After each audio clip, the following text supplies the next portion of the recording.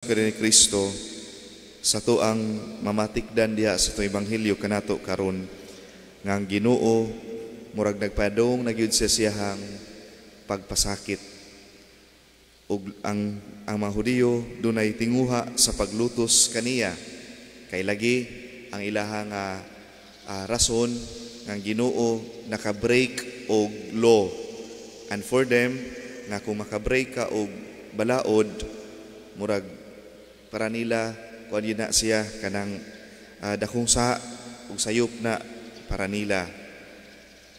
Of course no, kita siguro pod ug maka-break taglo na magyoy mga consequences, pero kana bang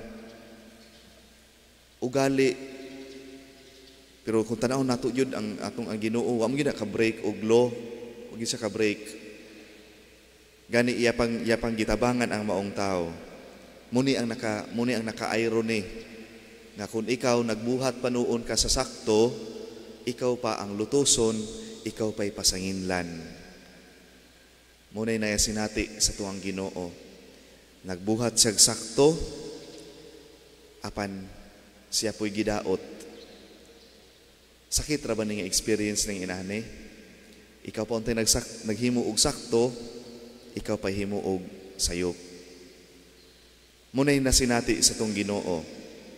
Kaya ang mga tao, ilabi na ang mga Hudiyo, kanabang ang ilang tinguha nga abi kay nagbuhat ang Ginoo og maayo sa adlaw igpapahulay para nila ang iyang gibuhat sayop gihapon.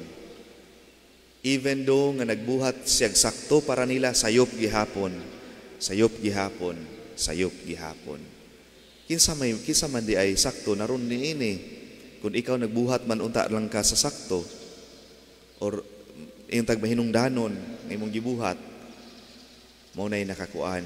And then ato ang obserbahan diya sa itong ebanghelyo usab pod dunay daghang mga tao nga mga himantayon. Himantayon raba dili sa sayop kundi sa sakto unta. Himantayon lang yun.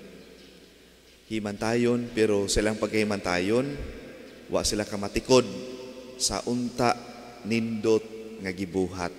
Para nila, para silang mga mata, sayop na imong gibuhat, sayop na imong gibuhat, sayop na imong gibuhat. Lami po kayo silang ingnon unta, unsa man inyong nabuhat sa inyong pangimantay?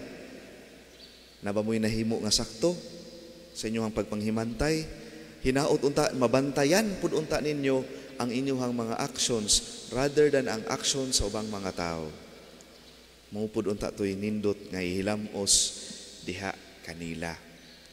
Muna makisunan kini ni Kristo, ato ang maobserbahan sa tong katilingban, nagyoy mga inana pod og batasan. Kusog kay manghimantay, apan dili gani ka matikod silahang binuhatan. Of course, silang paghimantay, ang sayop yun sa uban mo ilang bantayan, dili gina mo kuan sila sa ilang sayop. Ang ilang gusto is that ug unsay sakto nga buhat na mo'y ipadayag.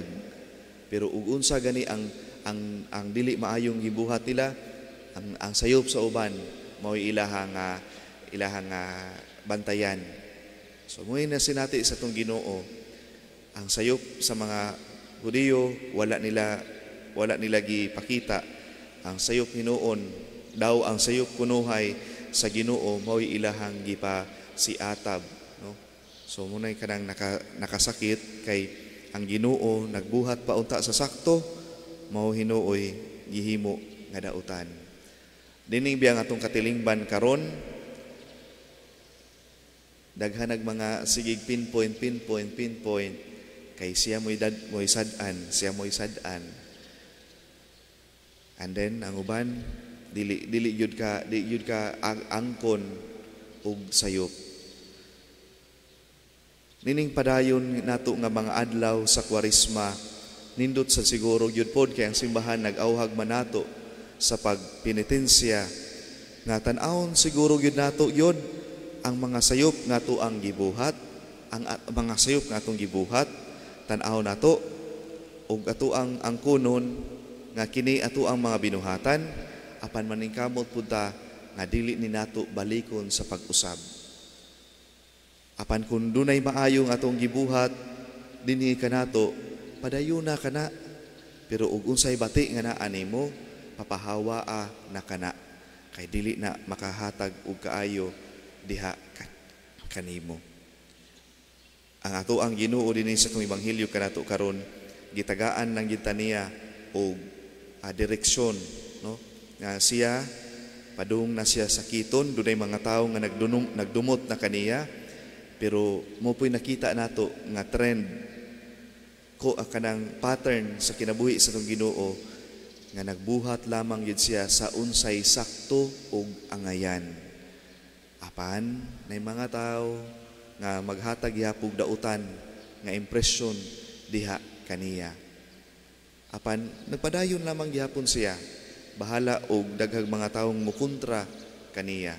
After all, ang iyahang gibuhat sakto man, dili man sayop. Hagit po dinhi kanato makaigsunan ko ni Kristo nga unsay sakto nga atong gibuhat, padayunan ang yun kana, pero ug unsay dili, papahawaa na kana. Kaysa magdumuta sa kinabuhi sa atong Ginoo, apan wala gyud ta nakatan-aw ug sayop dinhi sa tuang kaugalingon.